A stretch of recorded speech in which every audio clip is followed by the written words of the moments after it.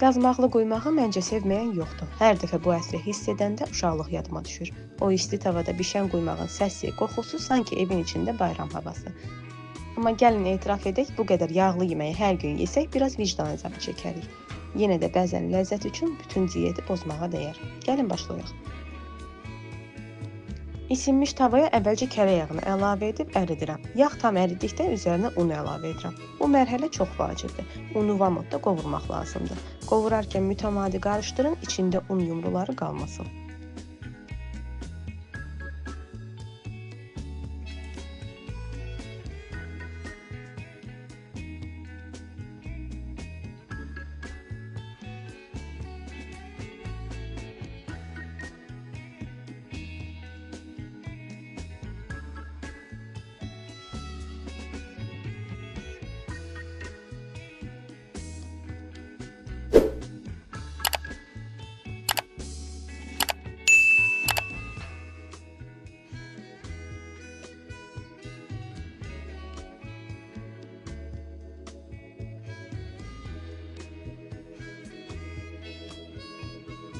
Qızılı rəng aldıqca unun qoxusu dəyişəcək. Elə bu an az-az qaynar su əlavə etməyə başlayıram. Bunu tələsik etməyin. Suyu hissə-hissə əlavə edin və daim qarışdırın.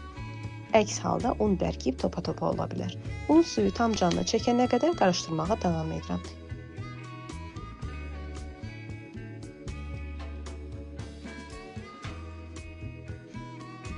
İndi bir çimdik duz və biraz da sarıkök əlavə edirəm. Sarıkök həm rəng, həm də yüngül ətir qatır. Bir dəfə qarışdırıb tavanın qapağını örtürəm. Və indi ən maraqlı hissə başlayır. Quymağın yağa düşməsi.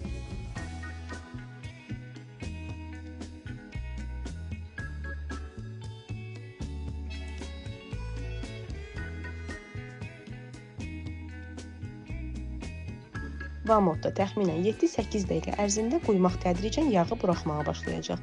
Üstü parıldayacaq, kənarları qızaracaq və o möhtəşəm qazmaq qatı əmələ gələcək. Əgər səbr etsəniz, alt qatı xırçıldayan, üstü isə ipək kimi yumşaq olacaq.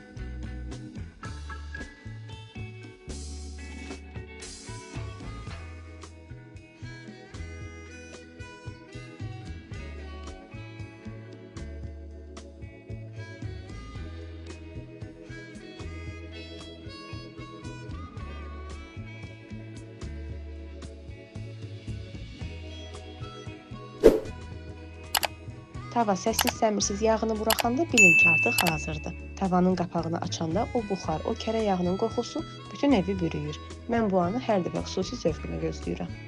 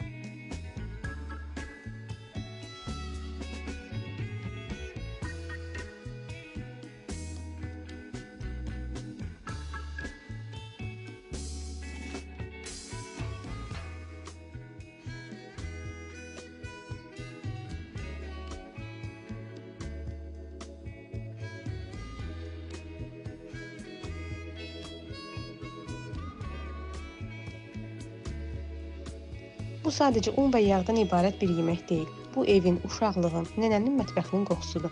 Əgər siz də bir dəfə bu cür bişirmisinizsə, o dadı heç vaxt unutmursunuz. Bilirəm ki, hər bölgə quymağı fərqli hazırlayır. Siz də şərhlərdə necə etdiyinizi mütləq bölüşün. Kanalımıza abunə olaraq dəstək olmağı isə unutmayın. Necə deyərlər, qazmaqlı quymaq sadə, amma çox gözəl bir ləzzətdir. Hər birinizə nuş olsun.